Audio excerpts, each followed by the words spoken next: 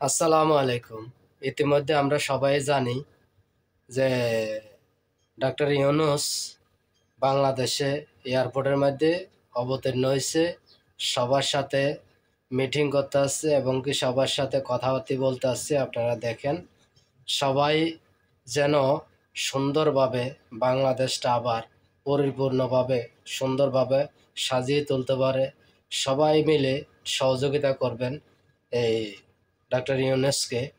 সবাই একটু সহযোগিতা করবেন যাতে সুন্দরভাবে দেশটা চলে এবং কি আইন কানুন যেগুলো আছে সবাই যেন স্বাধীনভাবে বিচার পায়, স্বাধীনভাবে কথা বলতে পারে, যেন কারো মিথ্যা মিথ্যা কথার বিরুদ্ধে কিংবা মিথ্যাতে যেন কারো হয়রানি না হয়, কারো যাতে মামলা মোকদ্দমা থাকলেও সেটা যেন সঠিকভাবে তদন্ত করে এবং কি সঠিকভাবে সিদ্ধান্ত নেয়।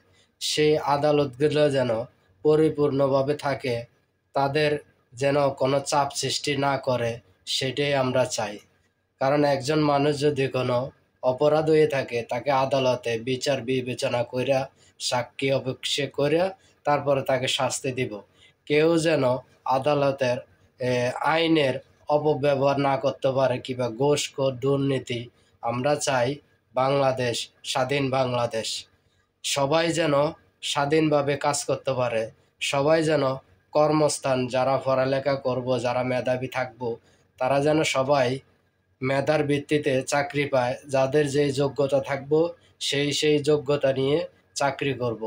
ইনশাআল্লাহ দেখেন, আল্লাহর রহমতে উনি যদি কোনো ভালো সুন্দরভাবে দেশটা চালাইতে পারে, তারপরে নির্বাচন দিলে নির্বাচনের মধ্যে আবার যে আসক, আমি তাদেরকেই বলবো আপনারা আইন কানুন যে সুন্দরভাবে করবেন যাতে সবাই সুষ্ঠু বিচার পায়, সবাই যেন কথা বলার অধিকার থাকে, সবার যেন মানবিক দৃষ্টিতে না, সবাই সবার প্রতি ভালোবাসা রাখবেন, সবাই সবার প্রতি আন্তরিকতা হইবেন।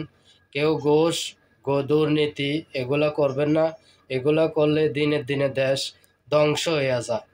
আপনারা দেখেন, এই যে ডক্টর ইউনূস আসছে বাংলাদেশকে, ওনার অনেক পরিচিত আছে সারা বিশ্বের মধ্যে।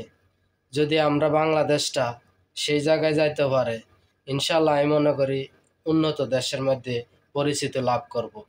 আমাদের শেখ হাসিনা তো ছিল শুধু দুর্নীতি আর ঘুষখোর, কিভাবে মানুষ হত্যা করা সেগুলোই শিখছে।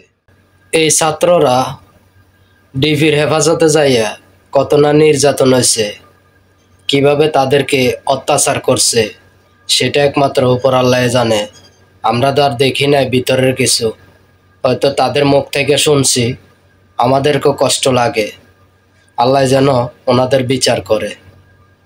যাক, বেশি কিছু বলবো না, সবাই দোয়া করবেন, সবাই বাংলাদেশটাকে ভালোবাসবেন, সবাই বাংলাদেশের প্রতি মায়া রাখবেন, কেউর প্রতি হিংসা বিদ্বেষ ভুলে সবাই মিলেমিশে একসাথে চলবেন।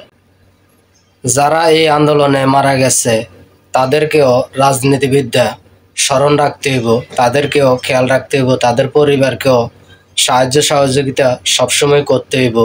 কারণ তাদের আন্দোলনের ফসল আজকে ফেসিবাদ হাসিনার থেকে দেশ মুক্ত হয়েছে। সবাই খেয়াল রাখবেন, যারা মারা গেছে, যারা গুলিবিদ্ধ হয়েছে, যারা অনেক কষ্টে আছে, তাদের দিকেও খেয়াল রাখবেন। এটাই আমার প্রত্যাশা। আসসালামু আলাইকুম।